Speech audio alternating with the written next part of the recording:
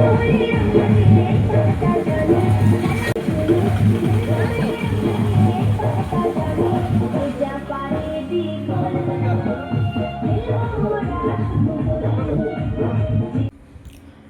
সম্পর্ক না টোটালি নষ্ট হয়ে গেছে ঘুমের সাথে। যেদিন আমি ভাবি যে তাড়াতাড়ি ঘুম থেকে উঠবো, সেদিন সকালে আমার ঘুমে চোখ খোলে না।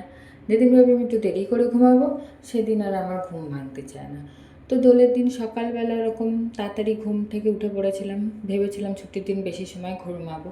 অবশ্য তার কারণ হচ্ছে সামনের বাড়িতে কীর্তন হয়, যদিও ব্যাপারটা বেশ ভালোই লাগে। অ্যাকচুয়ালি সামনের বাড়িতে কীর্তনের অ্যারেঞ্জমেন্ট শুরু হলে না, তখনই আমাদের ফিল আসে যে এবার দোল এসছে, রং খেলতে হবে, না হলে ব্যাপারটা কিরকম ম্যার করে।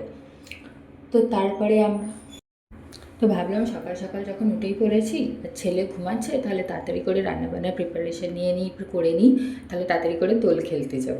ও বাবা, কিছুটা কাজ করতে না করতেই বাবু উঠে পড়েছেন। উঠে ঘুম থেকে উঠে বাবুর রাগ হয়ে গেছে। উঠে দেখেছে আশেপাশে বাবাও নেই, মাও নেই, উনি একা একা ঘুমাচ্ছেন, তাই মুখটা ওরকম হয়ে আছে। যাই হোক, সকালে জল খাবার খেয়ে রেডি হয়ে নিয়ে আমরা বাড়িতে বড়দের মানে শ্বশুর বাড়িতে সবাইকে আবির দিয়ে বেরিয়ে রেডি হয়ে গেছিলাম ওই বাড়িতে। মানে ওই বাড়িতে যাবো বলে অ্যাকচুয়ালি রেডি হচ্ছিলাম। তো যাওয়ার আগে একটু আমরা রং টং লাগিয়ে সেজেছি, যেহেতু নতুন তিনজনে মিলে সেম সেম টি শার্ট পরেছি, সুন্দর করে সেজে গুজে দোল খেলবো বলে। বাবা, আমার ছেলের রং পছন্দই হয়নি, কেন জানি না, রং জিনিসটা হাতে পায়ে লাগলেই কেমন ঘেন্না পাচ্ছিল।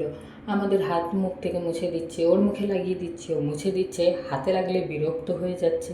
আর একটা পিচকারি কিনে দিয়েছিলাম, ওটাকে তো ছুঁয়েও দেখলো না, ছুঁড়েই ফেলে দিল। ব্যাপারটা জানি না ও পরে বড় হয়ে এরকম দোল খেলা শুরু করবে কি না।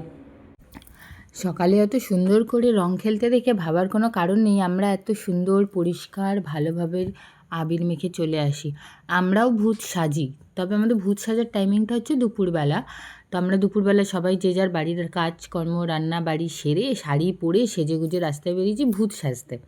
তবে এক্ষেত্রে আমাদের একটা শর্ত আছে, যে আমরা যে এত সুন্দর করে শাড়ি পরে সেজেগুজে বেরিয়েছি, প্রথমে আগে ফটো তুলতে হবে।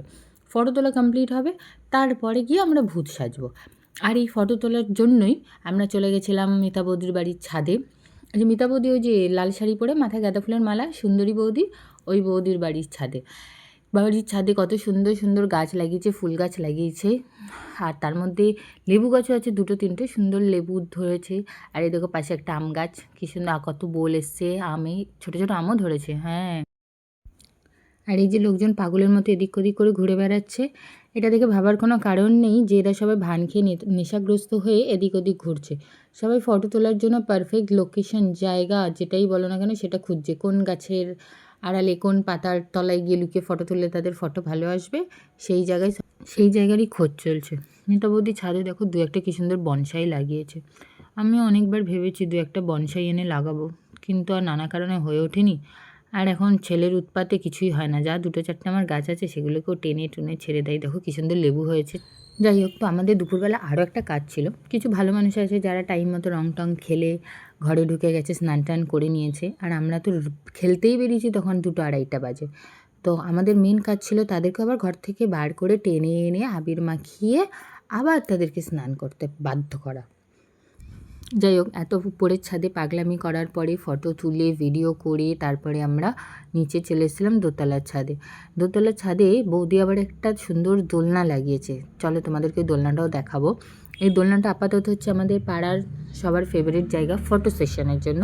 তো এই দোলনাটা সবাই একবার করে পালা করে করে বসে, একটা করে ফটো তুলে তারপরে যায়। আমিও যথারীতি দোলনায় বসেছিলাম ফটো তোলার জন্য, কিন্তু এই অভদ্র লোকজন ফটো তোলাতে বারবার ডিস্টার্ব করছে, তার মধ্যেখানে আসছে আবির দিতে, কেউ একজন ডাকছে, কেউ একজন সামনে চলে আসছে। অনেক কষ্টে ম্যানেজ করে যাই হোক একটা ফটো তুলেছিলাম।